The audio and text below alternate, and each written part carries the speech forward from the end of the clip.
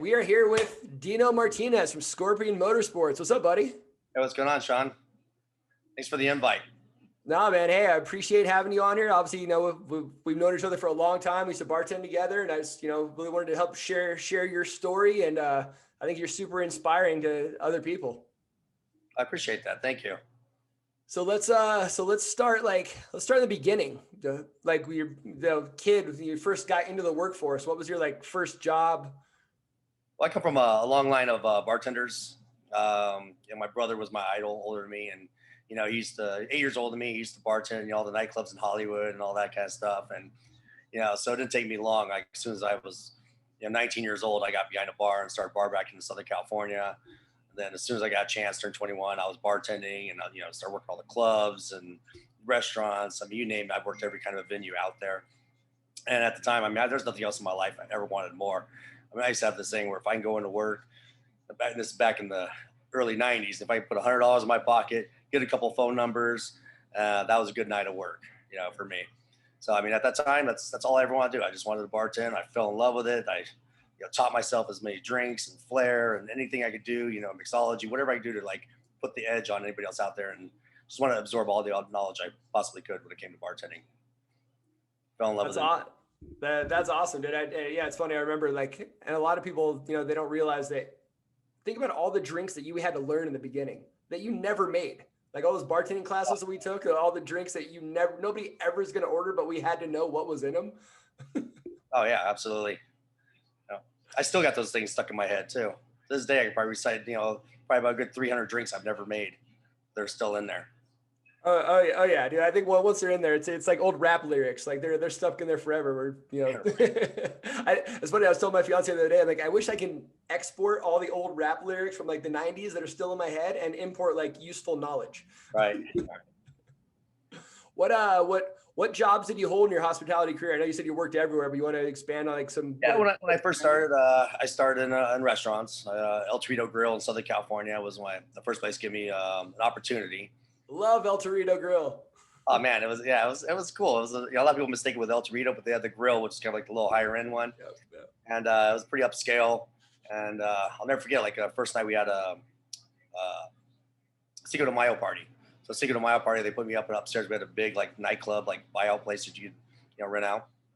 And I just killed it, just fast with the hands, outrang everybody and stuff. So that was my shining moment where they're kind of, okay, you know what, you're full-time bar staff and now you're gonna be part of our catering team. And, I just loved it, 21 years old, single, going to college, just my day was just getting up, surfing, working out and going to work and just meeting chicks. I mean, it wasn't much better than that. I mean, there's nothing else I wanted to do. It was great.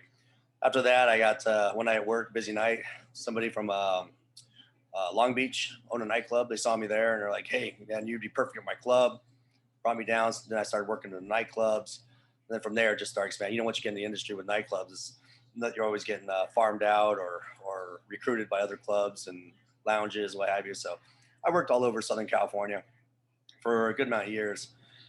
When I turned almost 23, my brother got killed in a motorcycle accident. And that was a big hit for me. So he started traveling. He would travel around country when he was alive and interview bartenders and kind of learn recipes, what have you.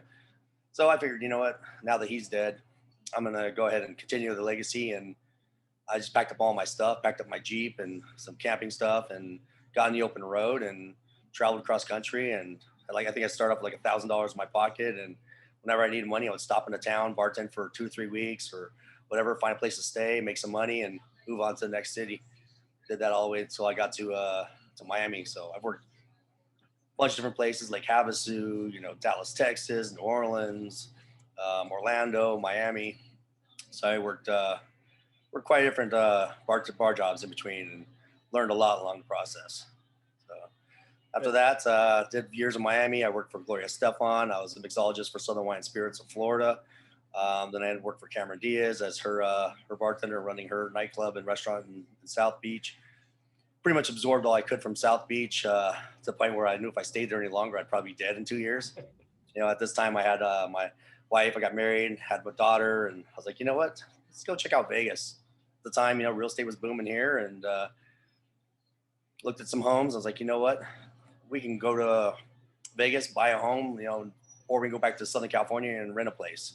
So we came here, and job market was just like flourishing, especially with the nightclub industry and bars. It became like quickly started being like the new mecca.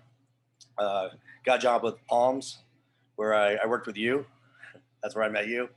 At that time, that was just an insane nightclub, and then went over to Hard Rock, where you're also at Hard Rock. Followed you over there, and just crushing it. Once you start working in those kind of venues, is you kind of make a name for yourself, and finding jobs wasn't hard. That's awesome, dude. I didn't even know you did all that before the Palms and Hard Rock, dude. That's awesome. Oh yeah, it was a blast. It was a good time. Got it. Life was so much simpler then, right? To make a couple $100, get a few phone numbers, and smile every day. At that age, you don't really have fear. When I jumped on the road, and like I said, $1,000 in my name. I mean, think about that now, getting on the road and just going to a place where you don't know anybody, you don't have a job lined up with $1,000 in your name. There's no way you would do it. But back then, I had enough confidence in myself and just kind of didn't even maybe I didn't have enough no's in my life at that point where I was like, oh yeah, no problem. I'm not going to starve. I mean, why wouldn't I get a job, or why wouldn't I? It's crazy, because if I think about doing something nowadays, I get a panic attack, because it's scary to kind of take that jump and that much belief in yourself. It really is, man. The way that we change over time. When I was a kid, obviously, I grew up in Huntington Beach as well. So we used to go down to some surf trips in Mexico and stuff. And I would drive to Mexico, 16, 17, 18 years old, no phone, no pager, no GPS, no nothing. Yeah. I went to Rosarito like a year ago, and I'm like, my GPS isn't working. Where am I going? And I'm like freaking out because I became so dependent on it. I'm like, I used to come down here all the time as a minor. Now I'm like in my 40s, and I'm like freaking out and my GPS doesn't work. What's wrong with me? Oh yeah, 100%. That's part of the excitement, and those experiences will help you grow and learn and develop confidence. So that's a good experience overall. I think everybody needs to experience travel when they're young. They've got to make it happen. And that's part of the problem with the world, Also, everyone should work in the hospitality and says some point in their life as well. 100%. Yeah. Learn how to hustle and learn what it takes, and have an appreciation for servers and bartenders and service industry out there. It's too quick to judge if you haven't done it yourself. Yeah, and that's what obviously we're trying to inspire to help other people. There is life after hospitality, but still believe 100% everyone should go through it at some point in their life, because it teaches you a lot. It really does teach you a lot. Absolutely. What was your favorite thing about working in the hospitality industry? That's a good question. I mean, obviously the monetary value, the money was great. I love the lifestyle. I would say probably that two. I'd say that's a two-part answer. One is the money you made, and two is the freedom. I mean, I remember when I working in Miami for Gloria Stefan, at this time, this is the late 90s, early 2000s. I was able to go in, work 2 days a week, Friday, Saturday, and pull in, $1,200-$1,500 in those 2 nights, and so it gave me all this free time. So during the week, I'd be like, all right, let's go to Puerto Rico for a couple of days, or let's go to New York, let's go travel, let's go do things. So I think the freedom and the money were probably the two main things. Probably the freedom more than anything, because it's kind of nice to be able to say, man, if somebody want to pick up my Friday shift, I'm going to go snowboard with my buddy. Where a lot of jobs you can't really do that. So I'd say freedom is probably number one on that. And of course, especially in the 20s, Miami, Vegas, whatever. I mean, how could you not love that? Always in the scene, different bars, nightclubs, and just around that. Never having to pay a cover. Everybody knows who you are. I mean, that in itself is rewarding. Hey, you're making me want to go out and bartend again. What do you think was the least favorite thing about working in the hospitality industry? Just some of the negative energy that you kind of were exposed to. That's probably one of the first things. I mean, you just dealing with negative patrons, of course. That's always been kind of thing. Poor tippers and all that. That's kind of worst thing. One of the bad things. The hours later on, as you start getting older, you find you start sleeping through the days quite a bit, and you're missing a big part of your life when you're staying out all night, and even the nights you're not working, going out and promote yourself, and you're still coming in at 6, 7 in the morning. You're like, oh man, I just slept the whole day today. So I mean, that's probably one of the biggest things. The other one is just this actually was probably bigger. Was just the constant not being in control of your job. At any moment you're constantly, especially you work a high visibility place. You always had like your management kind of always remind you that, hey, you're replaceable. I got 100 applicants, here tomorrow that can do the same job as you. You're not important. You don't really matter. And always kind of having that axe above your head.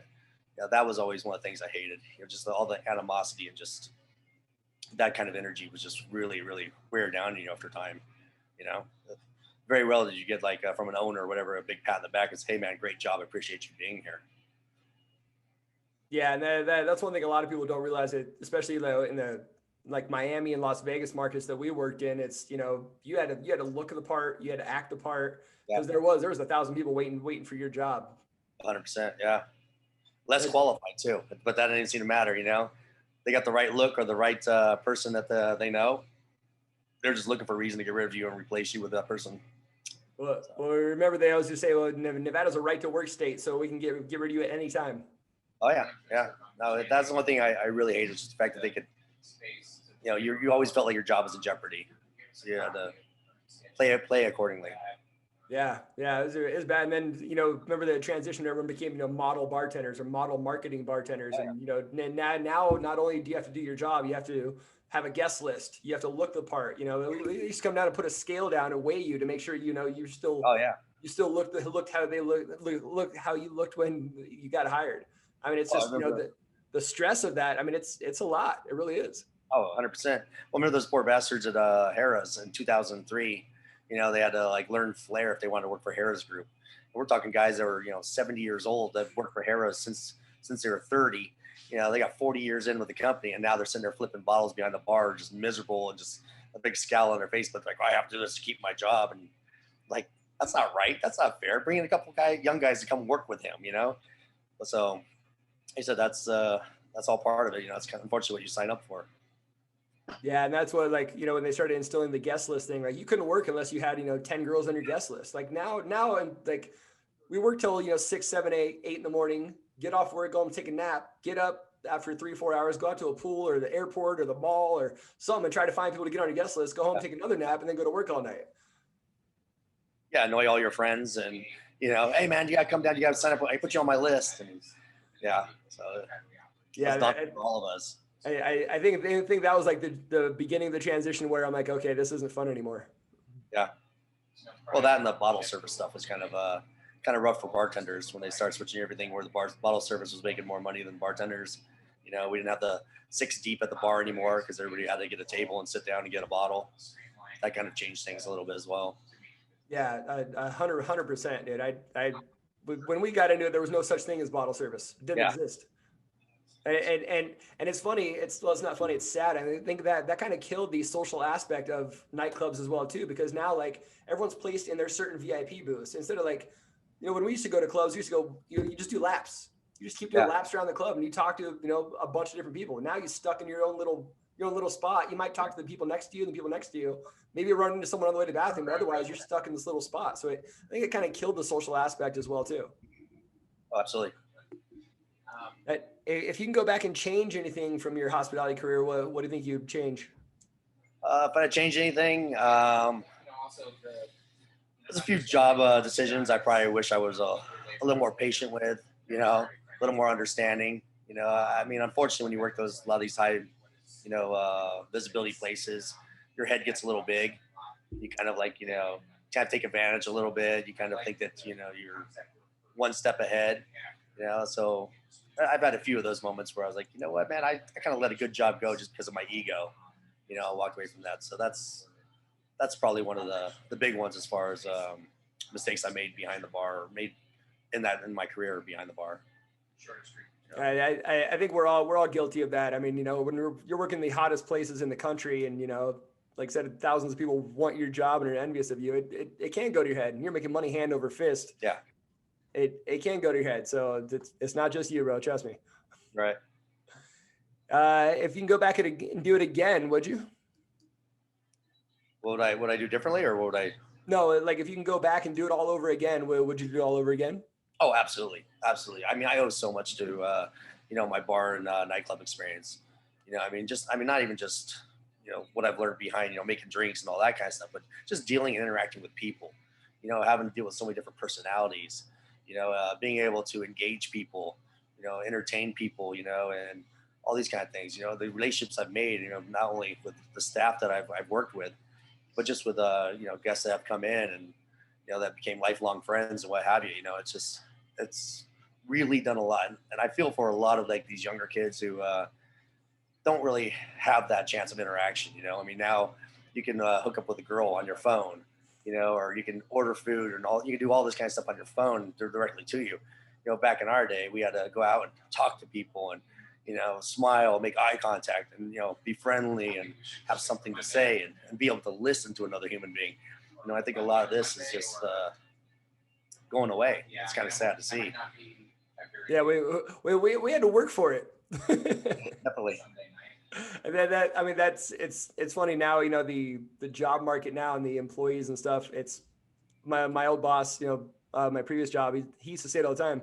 People just don't have the work ethic now that they did, in our day. And it's a lot of it's because of the convenience of, our phones, technology. Everything just hand delivered to you right on the couch. Oh, you want a date? No, you can flip through someone and someone will show you your door. Oh, you want food? Cool. You just pull up your phone, order some food. You don't have to work for anything anymore. Well, yeah, especially with the work ethic, that plays in big. I mean, my son, he's 14 years old. I can't explain to him like, hey, you got to go and bust your ass at a job for 8 hours, and you're gonna make $250 if you do this, because he's in his mind he's like, well, why don't I just invent an app and make 10 grand a week? And like, well, that's great and all, but you got to do something in the meantime to provide for So it is kind of hard to explain to the younger ones that it's just not necessarily going to happen like that for everybody. You got to have some sort of skill set, and bartending is what I chose, and I'm grateful for that. Yeah, so am I, man. I mean, you just said it, the skills that we picked up bartending and the experiences we had. I mean, you can't duplicate that. You really couldn't, especially the times we had like at Hard Rock during the time. I'd still talk to a lot of people from Hard Rock in that day. We're so grateful and so blessed to have the experience that we had then. It was such a family unit. Yeah. For that short time. It was amazing. Yeah, definitely. We were there for the heyday, man. That's for sure.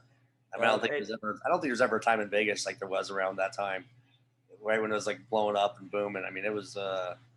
We were blessed to be around that time. I talked to a lot of guys from back then. I mean, I left Hard Rock 10, 11 years ago, 2010, and we've never found anything like it since. And a lot of people say the same thing. After Peter sold it and stuff, that nobody's ever found that same close, tight knit unity that we all had. Yep, for sure. It's sad. When when did you first realize that you wanted to get out of the hospitality industry and no longer want to be in that lifestyle?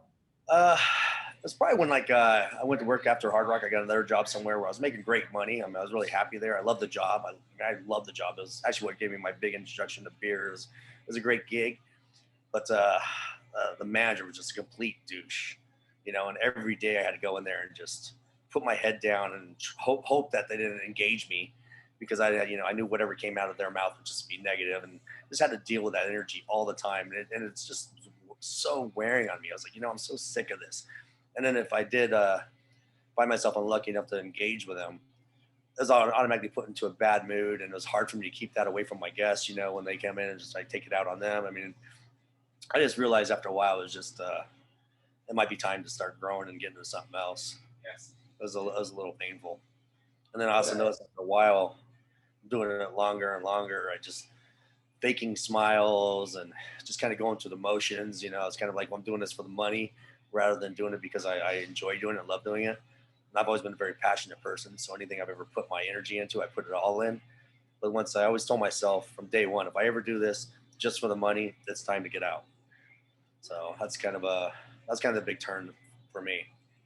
What do you think your time frame was from having that epiphany to where, this is no longer enjoyable, I want to get out, to actually being able to resign?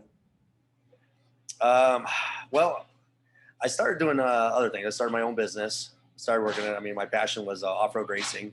So I started building buggies and, off-road cars, and started getting into that. And I love doing that. I mean, at that point I was working a 4-day work week, 3 days of building these vehicles. And day number 4, I was like, God, I don't want to go back to work. I just want to stay here and just do this instead. Problem is the money was good. So I just had it where I was doing both for the longest time. I'd make the money doing that, and I'd do this on the side, and just kept on doing both. Opened up my own business, did both. So I dragged it out a lot longer than I should have. See, the problem with that was I was never 100% vested in either one. So I was never like, a star bartender again, because I never put enough energy into it. And I was never, successful with my business because I wasn't putting 100% into that either. It's like, oh, I don't have to worry about making money with the business because I can go in on Friday and make, X amount of dollars and cover my bills. So 1 foot in, out in the door, 1 foot out. That lasted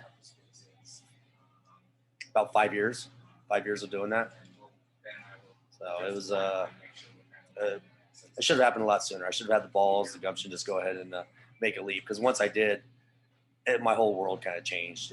I went from being scared to pay if I could pay the bills, doing what I love doing, to, oh yeah, no, I got this. I'm not an idiot. There's no different, because at the end of the day, whatever you do, you're in the people business. And that's one thing I learned from bartending and being in the industry, is I'm not here to make car parts, automotive parts, build things, because a lot of guys can do that. I'm in it to build relationships. People come in, I treat them like I would behind the bar. Hey, what's your needs? What do you want? I become their friends. They're not only invested in my product, but they're also invested in me as a person and my company. Because like, you know what, man, these guys are really, really cool. I really like, they actually care about what I want, what I'm requiring here, not just after my, my hard-earned dollars. So you start having that kind of relationship with them. You learn all that from bartending. That's awesome. Yeah, it's 100% true. I mean, the biggest thing you can take away from bartending, aside from the money, if you're smart with it, which none of us were, is those relationship skills. It really, really is. I mean, I got people that I've known for 20 years that I met at the bar one day, and I still talk to this day. Yep.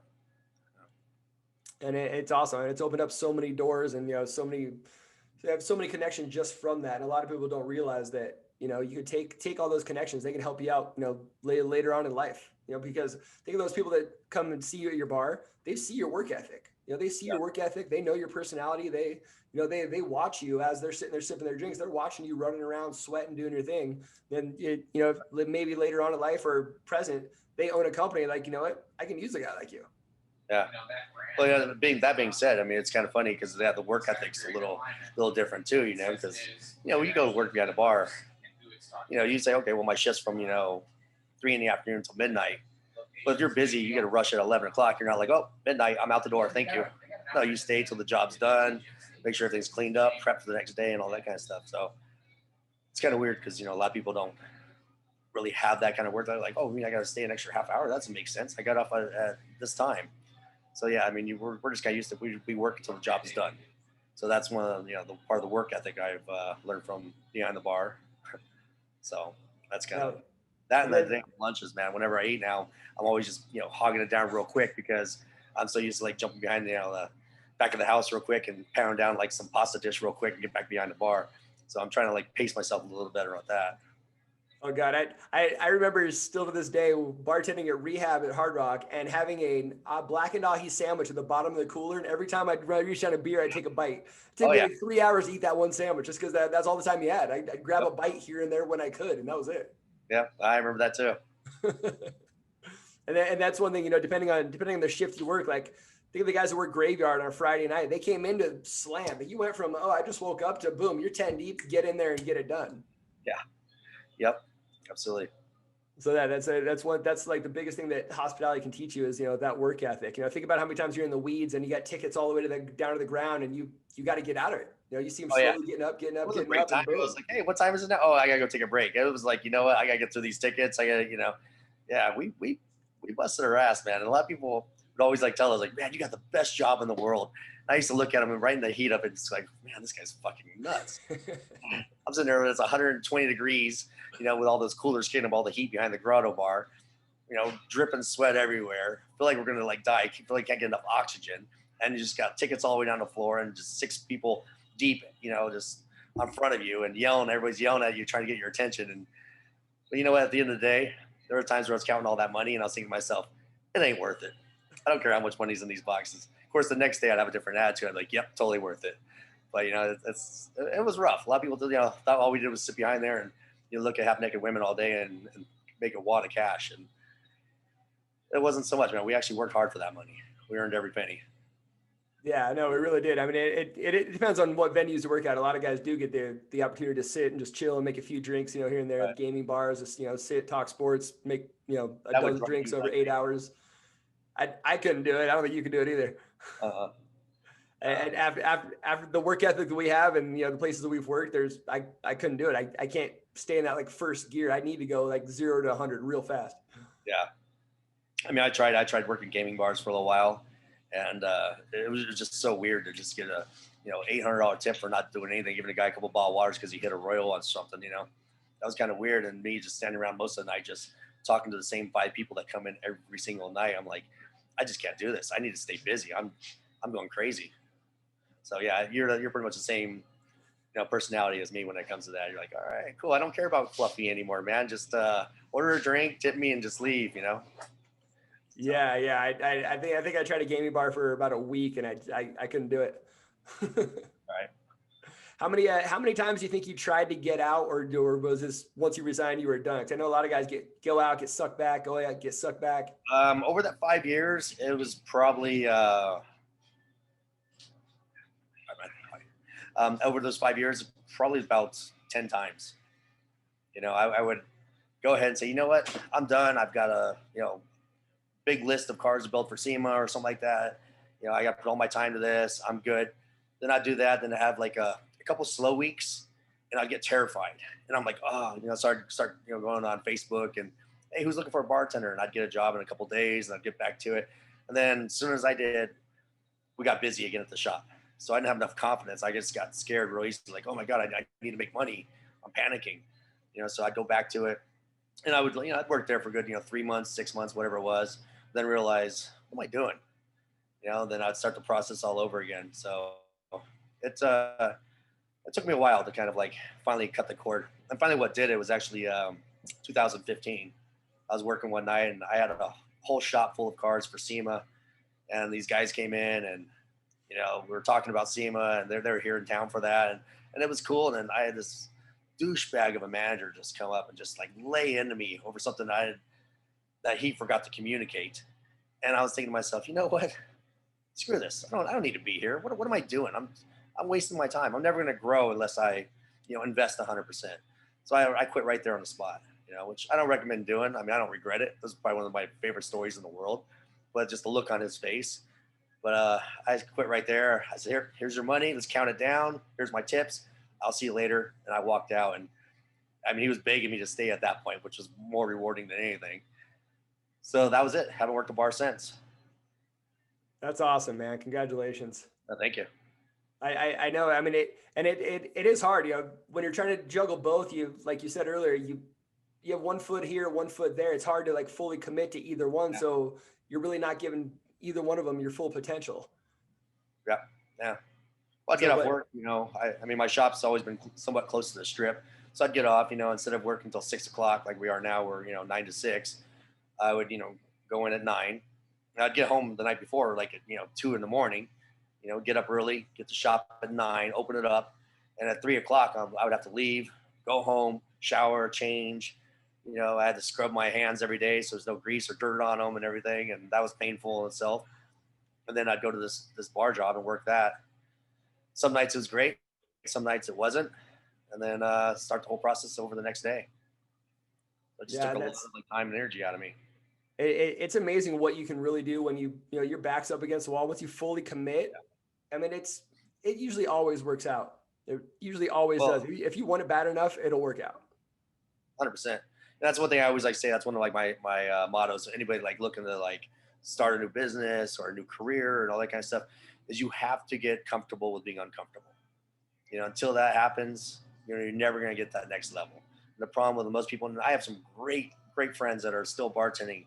One of them helps out here at the shop part-time, and this guy's like super intelligent. No matter what he puts his mind to, he'll succeed. But he is so comfortable with earning tips and this false sense of security that he will never make that leap. I mean, his goal is to open his own bar and all that. And I'm like, why won't you do it? But he won't do it because he's, worked the same bar for 4 or 5 years. He knows he goes in on Friday, he's going to make, $300 on Saturdays to make this, whatever it is. He's so comfortable in that. And he thinks that as security. He thinks that is secure. But then when all this COVID hit and everything, he realized, wow, I went from making, 5 days a week, making X, to now I work maybe 1 day a week, 2 days a week. So now that whole security and stability is just out the window. And he's powerless to change it because he's not an owner. He's just an employee. And watching him go through that and struggle is like, what are you doing, man? You got money saved up. Take a chance, bet on yourself. You will succeed. You have to put in the work. You already put in the work anyway. You're just putting it in for somebody else. You're making somebody else that money. Do it for yourself, man. Take that chance. So, Yeah, I remember reading a book years ago, and it was this general. He they take all the boats over to fight this battle, and he'd burn the boats. It's like you're either gonna win this battle or you're gonna die. There's no retreat. There's no going back. yep. Yeah. Sink or swim, right? Yep. You got to burn the boats and fully commit if you really Yeah. want true success. Having a plan B is having a plan to fail, right? I think you Yep. should always have like some sort of safety net in place, and don't quit your job with $5 in your bank account. But do your research, invest in yourself, and say, I can do this. I can make this happen. I'm not an idiot. If I believe in it enough and I want it, I'm willing to put in the work and the time and the energy. It's going to happen. And most people are just scared to make that leap. Myself included. Like I said, I drug it out for 5 years. And Absolutely. I was guilty. I was guilty of that as well. I hated my job the last 4 years. I mean, I did quit every year, and every year they kept giving me more money to stay. But I was so I sold my soul every year, and I'm like, okay, I'll stay. But then I was so miserable. I just blew that money trying to buy my happiness because I was miserable. It was a vicious cycle. It didn't get me anywhere. I just wasted a lot of years. Yeah. Yeah. So let's go into a happier subject. How's that lifestyle change? Well, and now it's incredible. I mean, now that we've got, kind of established, I mean, right now, I mean, as we speak, we're loading up a bunch of our toys to go do an event in Utah. So we're going to get to go play for the whole weekend. Now the business kind of like developed and stuff like that. I'm able to like designate a little more free time because in the beginning, I'll be honest with you, when you're starting your own business, I mean, you don't have much free time. You're kind of a slave to your customer base. That's fine. You got to build your foundation.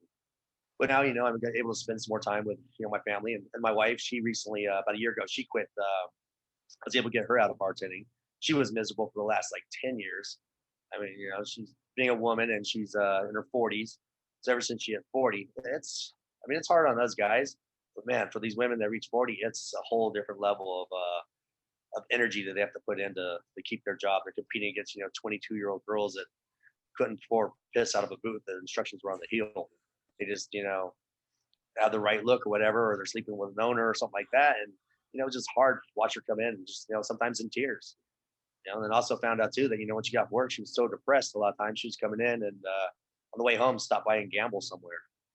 That's how miserable she was. Like, I just want to gamble, and forget about it. And we didn't realize how much, she's actually gambling every night after work until finally she came clean. It's like, look, I hate my job. I've been gambling every night. I'm just, I'm just so distant. I feel horrible about myself as a human being. I don't want to do this anymore. So I'm like, you know what? I need some help with the shop. Come join me. So she did. And I mean, she started crying immediately. And like the first 2 months, she couldn't even believe it. She was just so happy that she didn't have to clock in for someone else's time clock, and to be a part of this and learn the company and learn how to, the operations and everything. And now she's my right-hand man. I mean, she's succeeding and helping the business grow, and we get to spend every day together, which is great. That's awesome, man. Yeah, that's what I mean. You and I both, we have a lot of mutual friends who are still in it, and they're getting off work, they're going right around to the other side of the bar, and they're drinking, they're gambling, they're doing whatever because they're unhappy. Yep, absolutely. And it's hard on relationships. It's really hard on relationships. I mean, I remember there was plenty of times where I'd get off work and she worked one bar, I worked another bar, and she was still working or I was still working or whatever it was, and I'd go and I'd sit there, till like 4 a.m, hanging out with whoever I worked with that night, and I mean, we hardly ever saw each other. We're pretty much passing ships. So it's definitely increased my quality of living and my quality of my relationship. No longer being behind the bar. Yeah, that's one thing, especially all the Vegas nightlife. I mean, relationships. You and I have seen so many relationships burn to the ground strictly because of this. And there's a lot of the temptations, the insecurities, the different schedules. I mean, there's so many different things go into it. I mean, how many people do we know that are still single in their late 40s just because of strictly they've been working behind bars their whole life, and a lot of women don't trust bartenders and that kind of thing as well. Yeah, yeah. And I know a lot of good guys that are just looking for love and, all the yeah, wrong places. yeah, 100%, definitely. So what advice would you give others that are looking to get out of the industry? Well, find a plan. Find out what you're truly passionate about. I mean, if it sounds absurd, find out what really inspires you, excites you, what you know don't mind getting up in the morning and doing that you feel like you do forever. And figure out a way to make money at it. Once you figure that out, come up with a plan and just go for it. Give yourself some security, of course. Make don't quit the day with, like I said, with $5 in your bank account, but kind of plan for it and believe in yourself. Believe in yourself, your intentions, and the mechanism will appear once your intentions are clear. So you just gotta, take the leap. Don't look back and focus on your new life. It's gonna be hard. Like I said before, you gotta get comfortable being uncomfortable. Without that, you're never gonna succeed because it's too easy to go into panic mode and start swimming for the shore again. You know, Especially sometimes you're almost the other shore. You're almost there, and you turn around. You're like, oh no, I gotta go back this way. You just gotta say, no, wait, this is gonna suck for a couple of weeks, but you know what? On the other side of that beach is peace, happiness, everything I've been looking for. And it's That's not always awesome. sunshine, but at least it's yours. At least it's yours. It's your choice. You're making decisions, and you're doing something you love to do. So you can't really fail at that. That's awesome, man. I literally couldn't have said it better myself. And that's the whole point of this is we, really just want to share everyone's stories and try to, help inspire other people to make that leap. And, there is life after hospitality. You don't have to, get off work every day and drink and gamble because you're miserable. And, there is a chance. You just got to take the leap and, go for it. Yeah, no, that's 100%. So I heard a rumor that you're going to open an addition to the shop.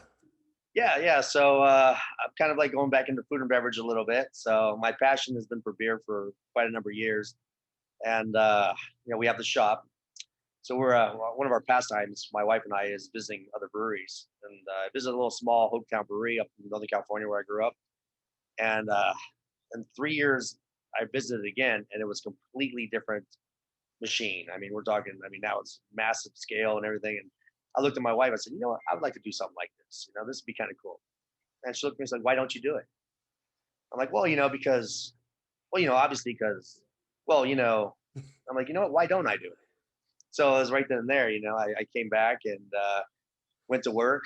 Started buying some brewing equipment, studying, and just really putting all my effort back into a new project. And we named the brewery Beers and Gears, and we should be opening up this summer. So yeah, Beers and Gears. We kind of took our love for the gears, all the automotive stuff we do, and then beers is the other side of our passion for good beer and good brew. So we're intending to open up at the shop. So one shop will be a brewery, and then the other side will be all the fabrication and the buggies and all the automotive stuff. That's Yeah, both. that's awesome, man. I can't wait to come see it. Absolutely, absolutely. Got to try some beer. So and then you still got Scorpion Motorsports with guys. If you're into 4x4 off road, anything like that, Scorpion Motorsports. I mean, Dino's the man. Scorpion Motorsports, yes. Jeeps, Well, buggies, any guys have trucks, overlanding, any of that kind of stuff. We're glad to help. And what, another thing too is a big part of our customers are still service industry, which is kind of cool because they come in. I share old war stories, they share their new war stories.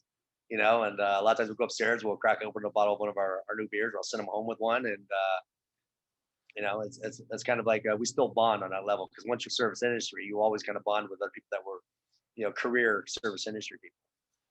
Because you all kind of like have the same battle scars, if you will. 100%. That's awesome, man. But we'll put a link to the shop at the bottom too. If you're watching this on YouTube, we'll put a link to the bottom. And then if you're on your podcast, if you're listening to this, it'll be was it scorpionmotorsports.com? Our website is Scorpion 4-wheel drive and offroad.com. Got it. Scorpion 4-wheel drive and offroad.com. Right. Awesome. Well, hey, I appreciate your time. Thank you so much, dude. I got to come by the shop soon. Absolutely. We need to do another Baja race. You know what, man? With age comes a cage, and we're building some pretty cool cages these days. So that's not off the table. Hey, I'm in. We just need extra shocks for all these old bones.